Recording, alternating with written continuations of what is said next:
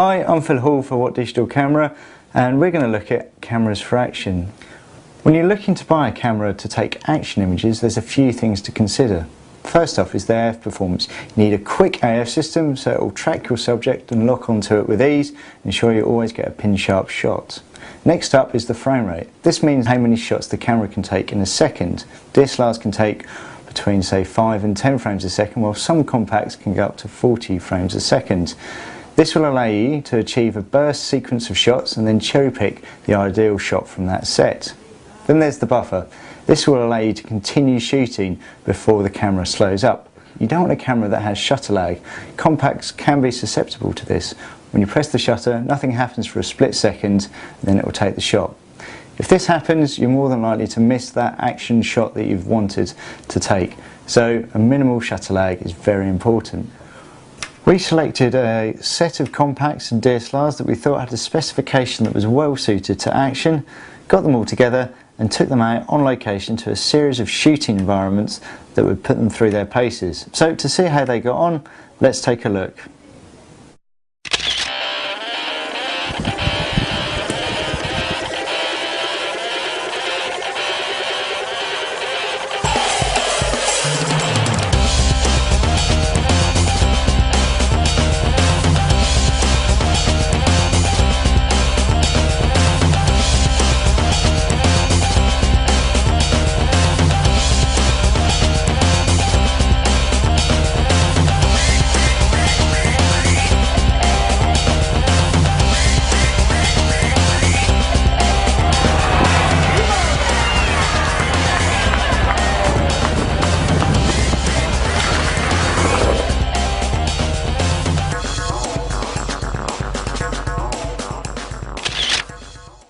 First up was the Canon PowerShot SX220HS.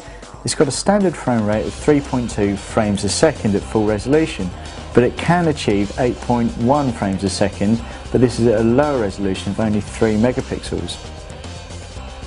The Fujifilm HS20 EXR can achieve 8 frames a second, which is a very respectable amount.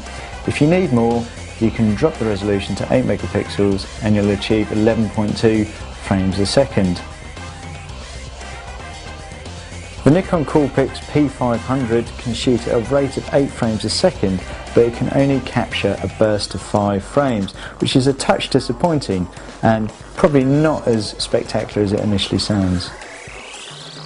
The Olympus achieves 7 frames a second at full resolution, but like some of the other compacts here, it can achieve a faster frame rate at reduced resolution. So at 15 frames per second at 5 megapixels is also an option. The Sony CyberShot HX9 was the second fastest of the bunch, achieving 10 frames a second, and is a very good performer here. Next up was the Casio ZR100. It can achieve 40 frames per second, but only at a maximum 30 frame capture. It's a slightly reduced resolution of 10 megapixels, but all in all, it's the best of the bunch here, and we achieved that decisive moment easily with those 30 frames. We should also mention that two of these cameras, the Casio ZR100 and Nikon P500, can achieve slow-mo video effects by shooting at a very fast frame rate.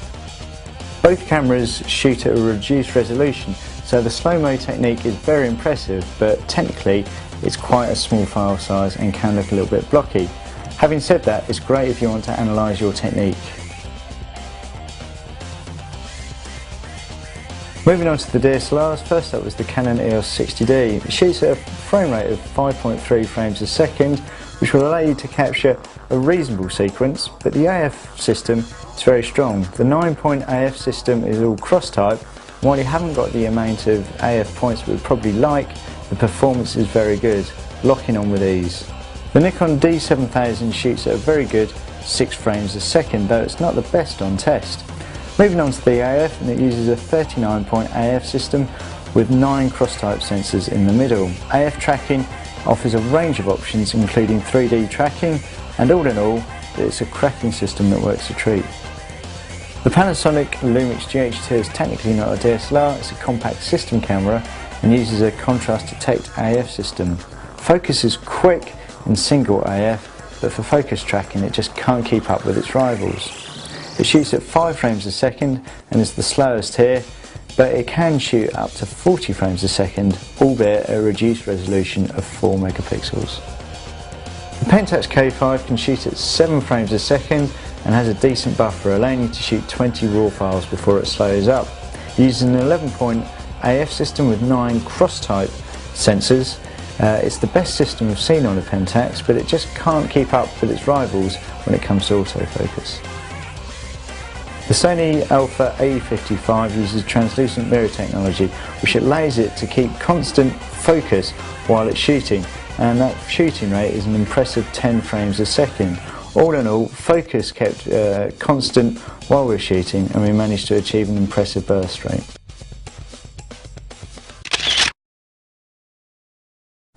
Pick of the compacts has to be the Casio ZR100. The 40 frames a second is very impressive on not just a compact but also DSLRs as well, and it will allow you to achieve a fantastic sequence of shots. Then there's the video, especially with the slow-mo technology in here, you can achieve some fantastic video footage. And the AF performance is also strong. It won't trouble a DSLR, but for a compact it's very capable. So this has to be our pick as the best action compact. Moving on to DSLRs, our pick has to be the fantastic Sony A55. With 10 frames a second and a fantastic autofocus system, it's hard to fault when it comes to shooting action. If you're looking to buy a camera to shoot action with and you can't afford a pro DSLR, then you're not going to go far wrong with the Sony Alpha A55.